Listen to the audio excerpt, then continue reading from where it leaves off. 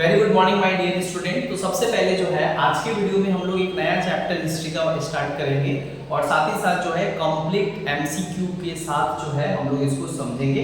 तो आज बेसिकली हमारा मेन टॉपिक है कि किस तरीके से ब्रिटिश सरकार जो है और ब्रिटिशर्स जो है किस तरीके से भारत और बंगाल पे जो है उन्होंने अपना राजनीतिक तरीके से जो है अपना जो शासन प्रशासन चलाया, राइट। वो शासन प्रशासन को चलाने के लिए जो है, राइट, और भारत में शासन चलाने के लिए उन्होंने कानून का सहारा लिया और उन्होंने बहुत सारा कानून बनाना स्टार्ट किया और कानून के जरिए जो है उन्होंने भारत पे शासन करना स्टार्ट किया और भारत को लूटना स्टार्ट किया।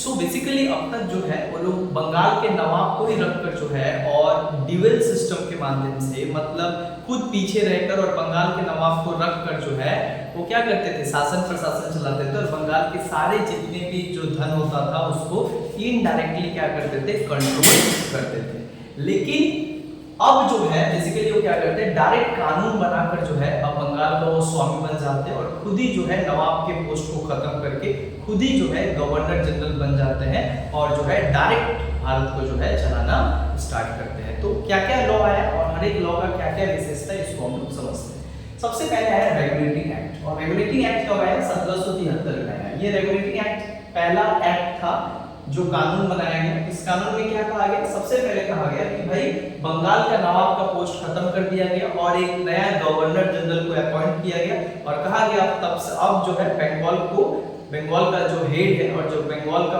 पॉलिटिकल जो हेड है वो गवर्नर जनरल है और गवर्नर जनरल जो कहेगा वही पूरे बंगाल के सारे लोगों को मानना पड़ेगा।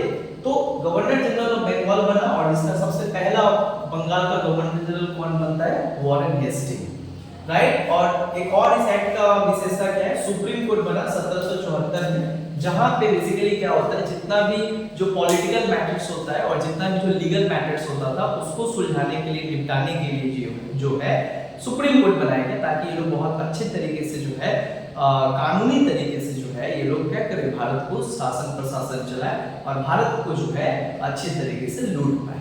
इस तरीके से जो है इन्होंने ये सारा कुछ प्लान किया। इसके बाद क्या होता है कि एक और एक्ट आता है। इस एक्ट को हम लोग क्या कहते हैं, इस एक्ट को कहा जाता है पिट्स इंडिया एक्ट। क्या कहा जाता है, पिट्स इंडिया एक्ट। जो पिट्स इंडिया एक्ट है ये बेसिकली 1784 में एक्ट आता है। ये एक्ट कब आता है, पिट्स इंडिया एक्ट 1784 में क्या होता है, पिट्स इंडिया एक्ट जो है वो सबसे पहले 1748 में ये एक्ट आता है। इस एक्ट का सबसे बड़ा विशेषता क्या है, इस एक्ट का सबसे बड़ा विशेषता है कि ये पहला बात क्या है कि भाई जो दो बॉडी बनाता है, एक बॉडी का नाम है कोर्ट ऑफ डायरेक्टर्स, एक का नाम है कोर्ट ऑफ डायरेक्टर्स और एक का नाम है बोर्ड ऑफ रेवेन्यू। एक का नाम है कोर्ट ऑफ डायरेक्टर्स और एक का नाम है board of revenue. Court of directors और बोर्ड ऑफ रेवेन्यू का काम बांट दिया गया। कोर्ट ऑफ डायरेक्टर्स का मेन काम क्या था, मेन काम था बिजनेस और रेवेन्यू को क्या करना, देख रेख करना। और बोर्ड ऑफ रेवेन्यू को क्या किया गया, पॉलिटिकल और एक एग्जीक्यूटिव बॉडी बनाया गया जो बेसिकली क्या करेगा, देश को गवर्नर जनरल को जो है हेल्प करेगा उनके शासन प्रशासन को चलाने में। साथ ही साथ जो है पिट्स इंडिया एक्ट जो 1784 में आया, ठीक इसी टाइम पे 1786 में क्या होता है, बंगाल का एक नया गवर्नर जनरल आता है जिसका नाम है लॉर्ड कॉर्नवालिस। क्या नाम है, लॉर्ड कॉर्नवालिस। ये जो लॉर्ड कॉर्नवालिस अपॉइंट होता है, लॉर्ड कॉर्नवालिस जब बंगाल का गवर्नर जनरल बनता है तो उसने बहुत सारा काम करता है। क्या क्या काम करता है, राइट। उसमें सबसे पहले जो है भारत में पुलिस सिस्टम है ना, भारत में पुलिस सिस्टम को क्या करता है, एस्टैब्लिश करता है। पुलिस सिस्टम को जो है सबसे पहले भारत में ठीक ठाक तरीके से उसका नींव रखता है। साथ ही साथ जो है ब्यूरोक्रेसी या सिविल सर्विस, भारत में सबसे पहले सिविल सर्विस का जन्मदाता और सिविल सर्विस को अपॉइंट, मतलब देश को चलाने के लिए जो है कुछ उच्च पदस्थ अधिकारियों को जो है अपॉइंट करने का काम जो है ये किया, ब्यूरोक्रेसी या इसी को कहा जाता है सिविल सर्वेंट या सिविल सर्विस। साथ ही साथ जो है देश में जुडिशियल सिस्टम क्या करता है, ये लाता है। जुडिशियल सिस्टम सबसे पहले वॉरेन हेस्टिंग लाया था, लेकिन उसको पूरे तरीके से जो है यूरोपियन स्टाइल में जिसने बनाया, राइट, और एक बहुत ही इफेक्टिव जुडिशियल सिस्टम बनाया देश में, तो बनाया कौन, लॉर्ड कॉर्नवालिस। फिर एक और एक्ट आता है जिस एक्ट को कहा जाता है 1793 चार्टर एक्ट। क्या आता है, चार्टर एक्ट। चार्टर एक्ट जो 1793 1993 में आता है, इसमें भी कुछ कुछ चेंजेस होता है। क्या होता है? सबसे बड़ा चेंजेस था कि जो बंगाल का गवर्नर जनरल होते थे, जो बंगाल का गवर्नर जनरल होते थे, उनको जो है बाकी जो दो प्रेसिडेंसी था, मतलब वो चाहे मद्रास प्रेसिडेंसी था और बम्बई प्रेसिडेंसी था, तो दोनों को जो है बंगाल के अधीन कर दिया गया। यानी कि बंगाल के गवर्नर जनरल के पावर को जो है बम्बई और मद्रास तक फैला दिया गया, और अब जो बंगाल का गवर्नर जनरल जो कहेगा उसको मद्रास और जो है बम्बई की प्रेसिडेंसी को मानना पड़ेगा। तो इस तरीके से यहाँ पे देखा गया कि 1793 का जो चार्टर एक्ट था वो बंगाल के गवर्नर जनरल का जो पावर है वो मद्रास और प्रेसिडेंसी तक क्या करता है, फैला देता है। और उस समय का गवर्नर जनरल कौन था? Lord Cornwallis. लॉर्ड कॉर्नवालिस क्या करता है, एक और एक्ट लाता है। लॉर्ड कॉर्नवालिस एक लाता है जिसको कहते हैं कॉर्नवालिस कोड। क्या कहा जाता है? Cornwallis code. कॉर्नवालिस कोड कब लाता है? 1793। 1793 में क्या करता है लॉर्ड कॉर्नवालिस, एक कॉर्नवालिस कोड लाता है। कॉर्नवालिस कोड क्या है?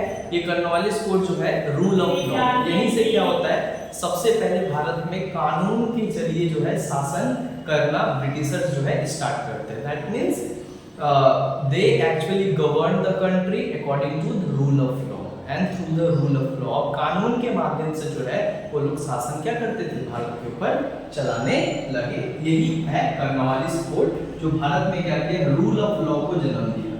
क्या जन्म दिया? कानून के शासन को क्या किया, जन्म दिया। साथ ही साथ कॉर्नवालिस और एक दो काम किया था। कॉर्नवालिस जैसे कि आपको पता है परमानेंट सेटलमेंट लाया, राइट। इसके पहले के वीडियो में हम परमानेंट सेटलमेंट के बारे में बताया था। सबसे पहले अस्थाई बंदोबस्त लागू करने वाला जो कॉर्नवालिस ही किया, अस्थाई बंदोबस्त, उसने सनसेट लॉ भी क्या करता है, लागू करता है। बाद के समय में क्या होता है कि चार्टर एक्ट के बाद और भी बहुत सारा चार्टर एक्ट आता है। क्या क्या चार्टर एक्ट आता है उसको हम लोग और बारीकी से पढ़ते हैं। चार्टर एक्ट 1793 के बाद जो है चार्टर एक्ट, याद रखना जो चार्टर एक्ट होता है वो हमेशा 20 साल के बाद आता है। एक चार्टर एक्ट आया तो 1793, तो दूसरा कब आएगा? सिंपल बात है, 20 साल के बाद क्या होगा? चार्टर एक्ट ऑफ 1813, मतलब 1813 में चार्टर एक्ट आया। ये जो चार्टर एक्ट ऑफ 1813 आया, इसका मेन फीचर्स क्या था? ये जो एक्ट है, ये एक्ट आया था, दो तीन इसमें चेंजेस हुआ। सबसे पहला चेंजेस हुआ कि जो ईस्ट इंडिया कंपनी का जो मोनोपोली राइट था, मतलब मोनोपोली ट्रेड था, मोनोपोली ट्रेड राइट था कि पूरे भारत में वही व्यापार करते थे, हर चीज का वही व्यापार करते थे। इंडिजीनियस व्यापारी को किसी भी तरीके का कोई अधिकार नहीं था व्यापार वगैरह करने को, राइट। उनके ऊपर कंप्लीट बैन था, पूरे मार्केट को यही मोनोपोलाइज करते थे। सबसे पहले चार्टर एक्ट ऑफ 1813 जो है ये मोनोपोली राइट को क्या किया, ईस्ट इंडिया कंपनी का खत्म कर दिया, और इंडियन मर्चेंट और इंडिजीनियस व्यापारियों को भी जो है आने का मौका दिया मार्केट में कि वो लोग भी आए और आकर क्या करे, व्यापार करे। तो ये एक काम किया। दूसरा चार्टर एक्ट ऑफ 1813 का एक सबसे बड़ा क्या फीचर्स है, चार्टर एक्ट ऑफ 1813 क्या करता है, इसी एक्ट के बाद जो है ईस्ट इंडिया कंपनी जो है, that means this charter act allows the Christian missionary to come India, right, and popularize their religion and spread their religion, right। यही एक्ट जो है सबसे पहले क्रिश्चियन मिशनरियों को आने का अलाउ किया। क्रिश्चियन मिशनरी जो है भारत में हमारा आना स्टार्ट किए इसी एक्ट के तहत। समझ में आया? तो ये सारा जो है इस एक्ट का, चार्टर एक्ट ऑफ 1813 का सबसे बड़ा क्या था, एक फीचर्स था। ऊपर से ईस्ट इंडिया कंपनी को 20 साल के लिए और जो है ट्रेड राइट बढ़ा दिया गया कि ईस्ट इंडिया कंपनी जो है अंग्रेजों की तरफ से ये 20 साल और भारत में क्या करेगा, व्यापार करेगा। चार्टर एक्ट ऑफ 1813 के बाद फिर चार्टर एक्ट आता है 20 साल के बाद, जिसको कहते हैं चार्टर एक्ट ऑफ 1833। और ये जो चार्टर एक्ट ऑफ 1833 जो आता है, इसमें काफी कुछ चेंजेस होता है। This charter act 1833 ensure the central administration. ये क्या करता है, पहले तो बंगाल का अलग गवर्नर जनरल था, मद्रास का अलग गवर्नर जनरल था, बम्बई का अलग गवर्नर जनरल था, मतलब एक तरीके का प्रोविडेंशियल सिस्टम था जिसके जरिए पूरे अलग अलग जगहों को चलाने के लिए अलग अलग गवर्नर जनरल थे जो क्या करते थे, चलाते थे, है ना। तो अभी क्या किया गया 1835 ईस्वी के एक्ट में, ये प्रोविडेंशियल एडमिनिस्ट्रेटिव सिस्टम को खत्म कर दिया गया और सेंट्रल एडमिनिस्ट्रेटिव सिस्टम लाया गया। सेंट्रल मतलब पूरे देश को चलाने के लिए एक ही सरकार रहेगा और जो रहेगा सेंट्रल गवर्नमेंट, जहां पे कोई स्टेट का गवर्नमेंट नहीं रहेगा। तो सबसे पहले इसका फीचर्स क्या है चार्टर एक्ट ऑफ 1833, ये बंगाल के गवर्नर जनरल को गवर्नर जनरल ऑफ इंडिया बना दिया। मतलब कोई किसी का अलग अलग गवर्नर नहीं होगा, एक ही गवर्नर जनरल रहेगा और वो पूरे इंडिया का रहेगा और वही पूरे क्या करेगा, इंडिया में जितने भी जो प्रोविंस है उसको डायरेक्ट चलाएगा। अब हर एक प्रोविंस के लिए कोई अलग अलग गवर्नर जनरल नहीं रहेगा, एक ही गवर्नर जनरल रहेगा। तो बंगाल के गवर्नर जनरल को भारत का गवर्नर जनरल बना दिया गया इस चार्टर एक्ट ऑफ 1833 में, जो हमेशा एग्जाम में पूछा जाता है। तो चार्टर एक्ट ऑफ 1833 क्या करता है, गवर्नर जनरल ऑफ इंडिया का पोस्ट लाता है और बंगाल के गवर्नर जनरल को भारत का गवर्नर जनरल बना देता है। और इसके तहत पहला गवर्नर जनरल भारत का कौन बनता है, इसका पहला बनता है सबसे पहले विलियम बेंटिक। नाम क्या है, विलियम बेंटिक, याद रखना। विलियम बेंटिक जो है, विलियम बेंटिक सबसे पहला भारत का क्या है, गवर्नर जनरल बनता है। साथ ही साथ इस एक्ट के द्वारा ही क्या होता है, इस एक्ट के द्वारा ही क्या होता है, बहुत सारा मतलब और भी बहुत सारा चेंजेस आता है। क्या क्या चेंजेस आता है, एक चेंजेस ये आता है कि सबसे पहले शिक्षा को लेकर बात किया जाता है कि भाई जो शिक्षा होगा वो किस तरीके से दिया जाएगा, क्या अंग्रेजी शिक्षा दिया जाएगा कि पारंपरिक शिक्षा दिया जाएगा, इंग्लिश और ओरिएंटलिस्ट, भारतीय शिक्षा में शिक्षा होनी चाहिए कि अंग्रेजी शिक्षा में शिक्षा होना चाहिए। इसी को लेकर एक वाद विवाद हो गया। इस वाद विवाद को छुड़वाने के लिए मैकले मिनट आया 1835 में। क्या हुआ, एक मैकले मिनट आया। मैकले एक अंग्रेज था, राइट, जो आकर इस वाद विवाद को क्या करता है, सुलझाता है और बोलता है अंग्रेजी ही मेथड रहेगा शिक्षा। तो ये चार्टर एक्ट ऑफ 1833 आया। इसी के टाइम पे जो है बहुत सारा हमारे देश में शिक्षा में विकास होता है, राइट, और भी जो है बहुत सारा ऑर्गेनाइजेशन बनता है। अब चार्टर एक्ट ऑफ 1833 के बाद क्या होता है, एक और आता है charter act, last charter act है, चार्टर एक्ट ऑफ 1853। और ये जो 1853 का जो चार्टर एक्ट आता है, this is the last charter act, ये एक अंतिम चार्टर एक्ट है। इसके बाद कोई चार्टर एक्ट नहीं आया। क्यों नहीं आया, क्योंकि इसके बाद जो है ईस्ट इंडिया कंपनी जो अब तक क्या कर रहा था, बंगाल का मतलब पूरे भारत में शासन चला रहा था, राइट, मतलब ब्रिटेन के पार्लियामेंट के द्वारा बनाए गए कानून के आधार पे अब क्या होता है, डायरेक्ट ब्रिटिश सरकार जो है भारत को अपने नियंत्रण में ले लेता है और डायरेक्ट ब्रिटिश सरकार जो है भारत को चलाने लगता है। तो charter act of 1853, this is the last charter act. और इस चार्टर एक्ट का सबसे बड़ा ये क्या है, ये चार्टर एक्ट सबसे पहले क्या करता है, लेजिस्लेटिव बॉडी बनाता है।